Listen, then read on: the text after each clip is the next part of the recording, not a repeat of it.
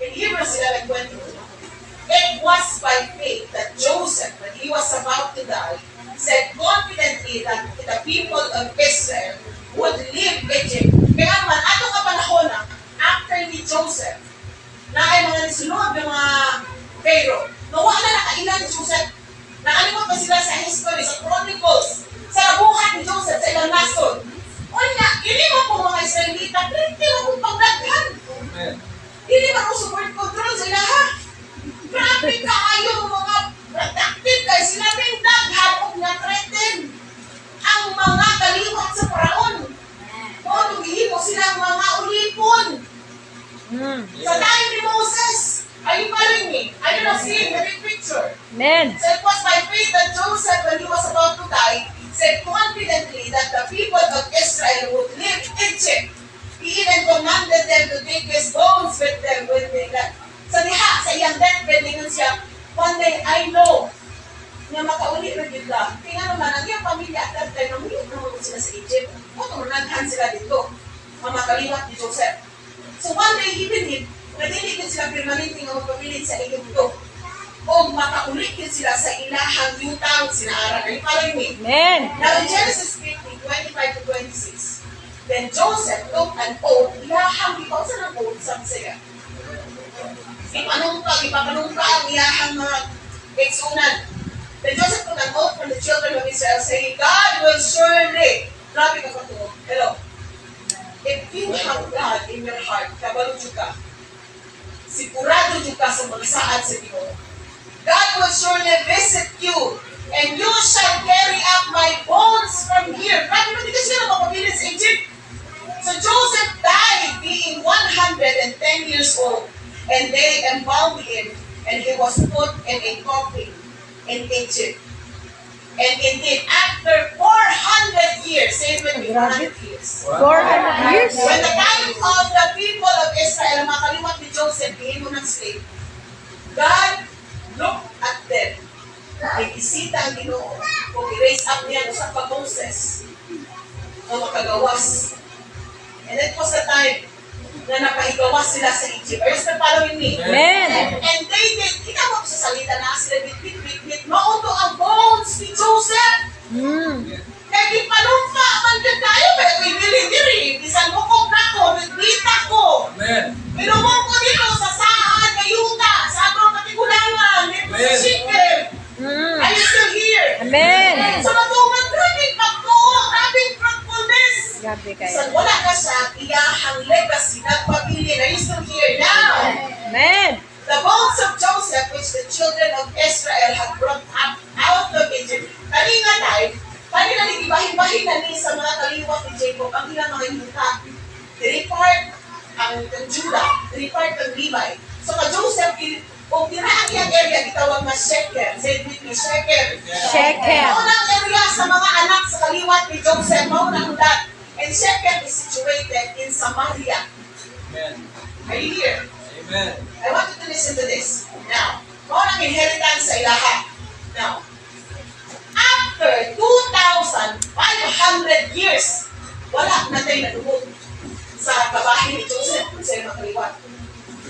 Kung sa ganito ang iyahang faith that the Lord will visit His people and carry up His bones. Are you still here? Remember, in the beginning was the Word, and the Word was with God, and the Word was God. He was in the beginning with God. And the Word Became flesh. and made His dwelling among us. Kinsa man ang Word kagingon na tawo. Jesus Christ. Si Yesu Cristo. Amen. Malay-lain pa.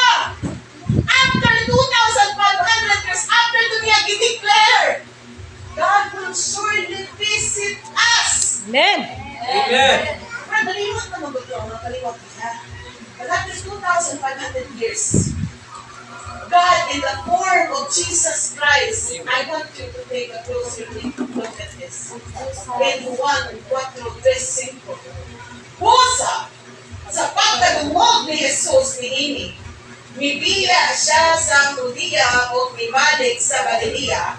Sa iyang pagpaingon sa Galilea, kinahanglan nga mo, I want you to have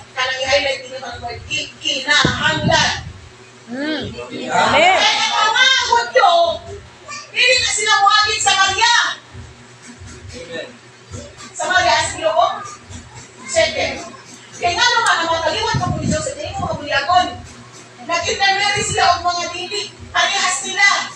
Sa ato ang pagkakaroon, mga unbelievers. So, meaning to say, pero mga Samaria, dili lang sila mga pure Jew. Amen. Mga Tisoy na din sila. Wala ko ka itong Samaritan mo man ito, well, palinaw niya. Kaya nga dito siya, kung ikaw kung Jew ka, kaya yun na rin Jesus. You remember the conversation? Kung Jew ka, ano ka mag-istorya sa kuha, Samaritan mo, manggo. Wala, yun na, sila dili. Ang mga Hudyo, mga pure blood, mangguha na mga kapitan sa Samaritan mo. Kaya nga pa sa ilang pa na namukaw na sila.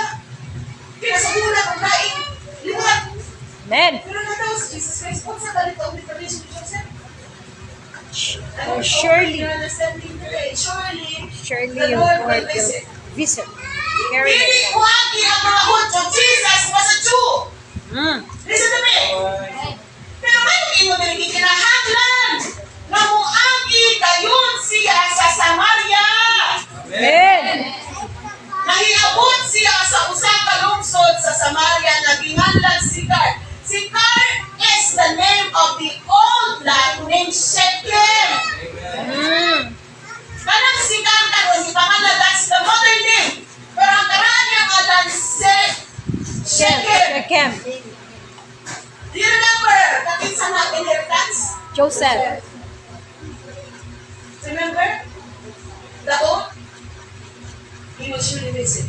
God, in the form of His Son, Jesus Christ, kinahanglan mo agi sa Samaria, kaya duawon ang buto ni Jose. Amen. Sabi mo, ang 2,500 years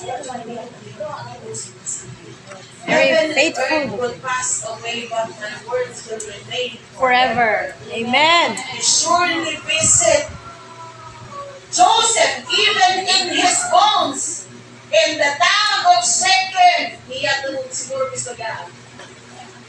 Joseph, I am here. Amen.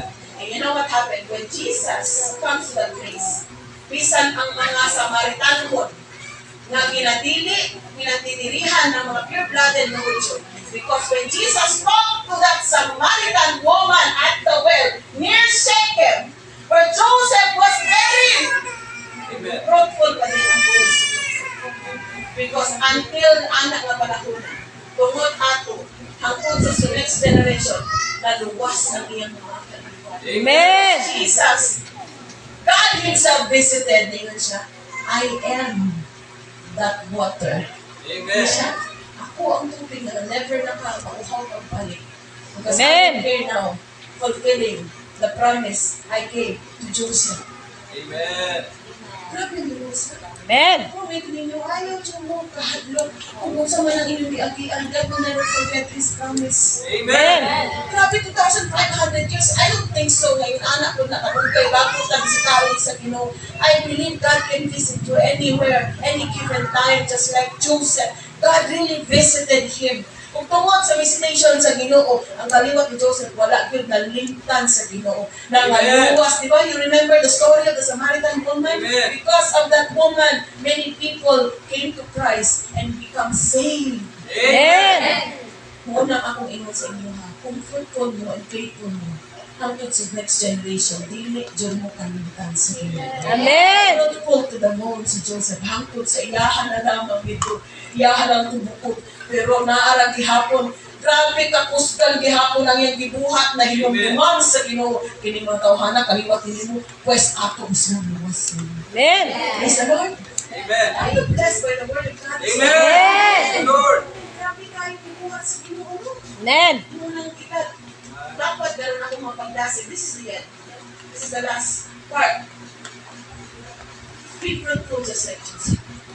God will never forget everything na imong gibuhat para sa iyo.